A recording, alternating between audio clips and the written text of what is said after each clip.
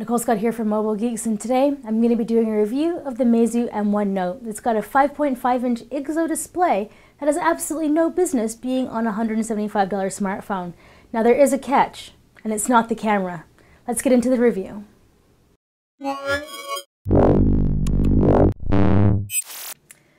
So let's start with a quick overview of the device. It's got a 5.5-inch IGZO LCD display with a resolution of 1920 by 1080. It's got a PPI of 403, and this is Gorilla Glass. Now, I've been using this for a week, and I haven't had any protection on it at all. So the fact that there's no scratches on it is pretty good. The same for the back. We have a polycarbonate kind of just white finish here. It's gotten a few scuffs on it, but I've been able to just kind of clean them off really easily, which is nice.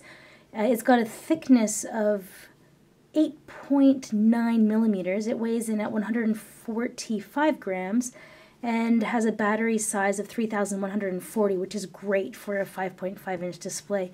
Now under the hood, it's got a MediaTek, I think it's the MT6752 at 1.7 gigahertz. Now that is an octa-core processor. This isn't something new in the mid-range smartphone. We've tested quite a few phones with this processor in it, and overall I've been very happy with the performance and the battery life. It's got 2 gigs of RAM, 16 and 32 gigabyte options for storage, a dual micro SIM, which is great. You just pop that out here.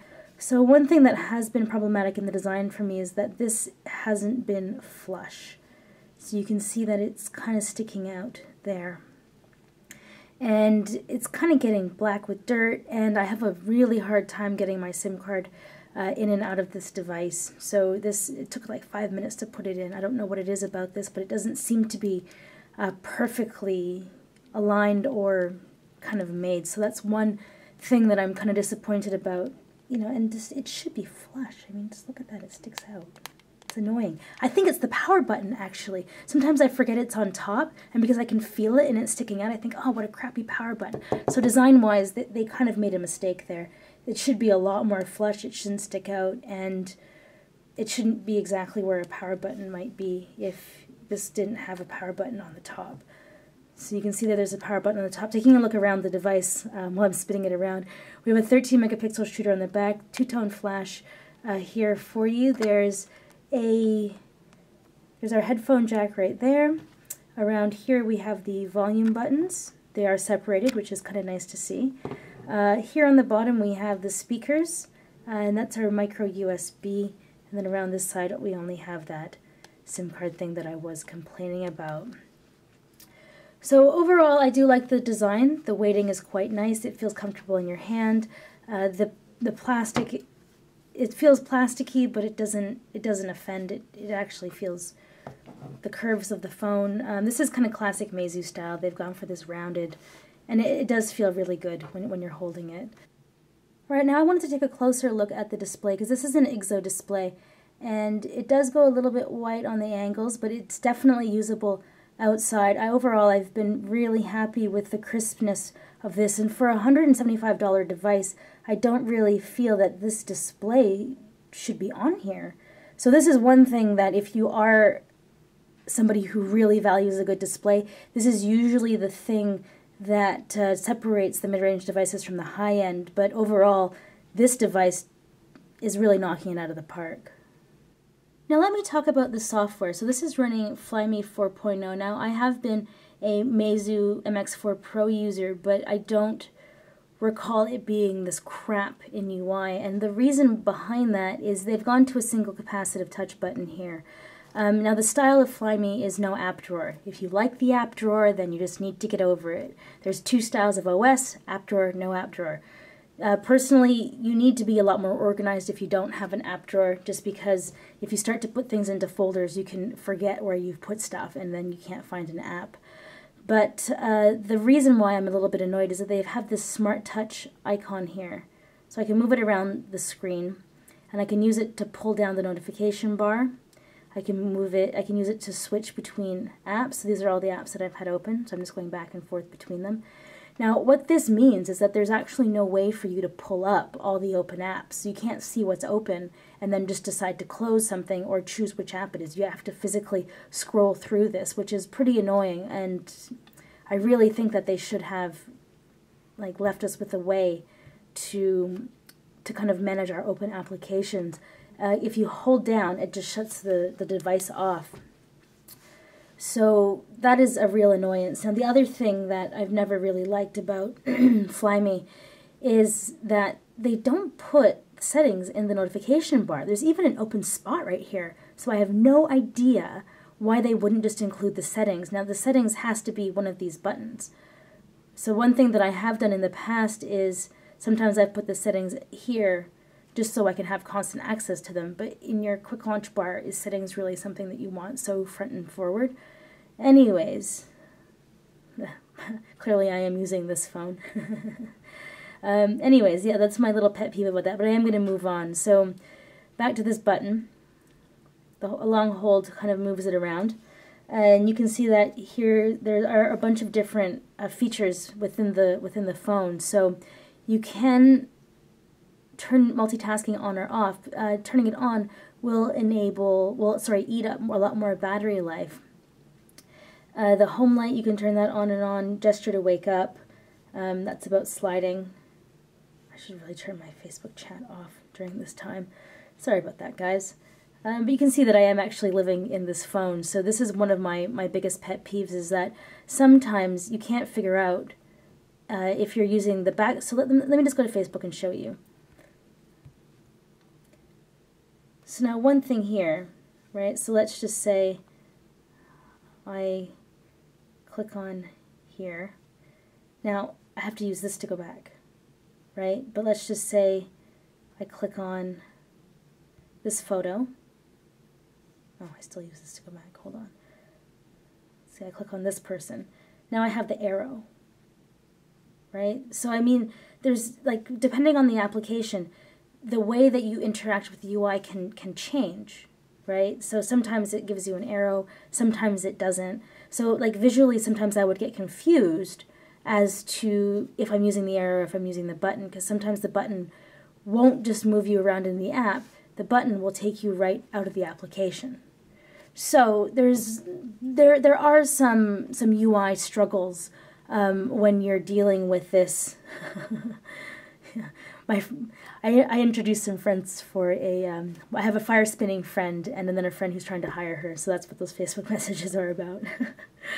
Yeah, so I mean that has been my one pet peeve behind it. But overall the UI does run smoothly, no real issues with it. Like I said, I always kind of liked that you can pull this down relatively quickly. Meizu has done a really good job with the camera. Like on the MX4 Pro, their software for processing the photos is totally on point. So we have a 13 megapixel shooter, and I definitely like the UI that they've given their camera. It's very cyanogen, so you just switch across manual. So you have ISO, focal length, so you can do depth of field stuff, which is kind of nice. So if you're kind of like doing a video, you can manually set the focus as well. So let's just keep going. Beautify. Well, this guy can't get any more beautiful. Panorama, light field, so that's tapping to focus, right, and changing the brightness. Scanning for QR codes, which I think is great that they've included that. By default, slow-mo, quite good. Well, actually, the slow-mo function is so-so on this. And what was that one? Sorry. And we're back to auto. So now some of the settings include photo size, video size. You can have HDR on and off. I kind of wish that they had HDR in a function, but their HDR actually here is pretty good. So let's just go back. Now let's just show you how quick the autofocus is on this. This again.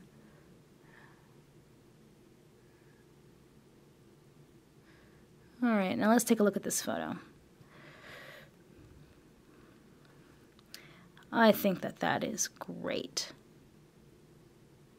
For a $175 phone, I think that's really good. Now let's take a look at the real thing. Now the reds maybe are a little bit deeper. But look at the detail on that. Really phenomenal. So. Actually, let's take a look at some of the other photos. Here's some food photos.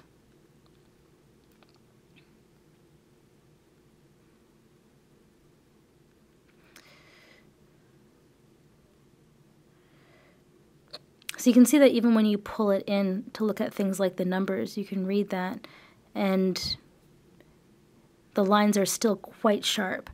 This camera doesn't really belong on such a budget phone, to be honest with you. So here's a little camera sample. This is over at the National Taiwan University. So you can see that the colors are nice and bright. It handles light to dark fairly well. Oh, readjustment. So all in all, Meizu has knocked it out of the park. They've built a great device. It checks all the boxes that I need for something that would be my daily driver. Good build quality, well, except for this SIM card slot not being flush and me thinking it's the power button. Great display. IGZO display, great viewing angles, nice and bright outdoors. Solid camera, and all-day battery life. If using it lightly, I can definitely go into a second day charging it in the morning. Now, the things that really bug me about this phone, like I mentioned, this needs to be flush. The fact that the SIM card slot is not flush, a little irritating. The fact that they put the power button on the top, the phone's a little bit long for a power button on the top. And it's the software. The software is actually the thing that makes me the craziest. Now, I was an MX4 Pro user, so it's not as if I'm unfamiliar with Flyme, but they've gone with a single capacitive touch button and removed the back and the menu functionality. And so when you're navigating the phone, it's not entirely clear what the best practices are. So like we saw with the Facebook app, sometimes there's the arrow to go back, and sometimes you're just using the button. Even with somebody who's really familiar with Android, you'll find yourself kind of stumbling to go, how do I go back? Because if you hit back too many times, you actually exit the app. So it's like back inside the app and back for searching around the UI. It's too much functionality for just one button. So I think that they should have given you the option to have the Android software keys on screen. I think that was a huge mistake. And the other thing that Flyme has never done is included the settings in the notification bar. You actually need an icon for that, and that just makes me absolutely crazy. I don't know why in all their iterations they haven't just put the settings button in the notification bar. Please leave a comment if you are a Flyme user and want them to do this. I have no idea why they won't do that. So, of all the things that really piss me off about the phone, if you really hate Flyme, you can always download another launcher. So, because it's Android, everything's always fixable. So, it hits all the high points that I need for something to become my daily driver, $175. Depending on where you're at, I've noticed on Amazon it may be around $200. Now, the question is going to be, if you're going to be paying $200, then should you be paying $225 for the Asus ZenFone 2? Well, that might be a topic for another video. Let me know in the comments if you'd like to see me shoot that one. Like always, please subscribe to our channel if you haven't already. It doesn't mean anything to you, and it means the world to me. And if you aren't following me on Twitter, it's Nicole_Scooter. Hope to see you guys again soon.